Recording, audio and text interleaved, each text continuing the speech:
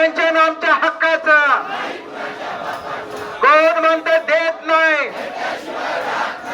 मित्रांनो, चांद्यापासून बांद्यापर्यंत आलेल्या माझ्या सर्वच विभागातील कर्मचारी बंधू भगिनी, आपले अध्यक्ष आपल्यासाठी सातत्यानं ज्यांनी हा लढा तीव्र केला ते आमचे मित्र वितेशजी खांडेकर, श्री उगले सर, इथं संगीताताई शिंदे आहेत, विधान परिषदेतले माझे सगळे आमदार महोदय आहेत आणि विधानसभेतले पण अकोल्याचे आमदार सईदबाई या ठिकाणी आलेले आहेत. आम्ही सर्व मिळून आता जे रितेश खांडेकर आपले अध्यक्ष त्यांनी काय सांगितलं, आम्हाला त्यांनी एक सूचना केलेली आहे की तुमचं काम तिथं लढायचं आहे, तर उद्या तुम्हाला तो परिणाम त्या ठिकाणी दिसेल.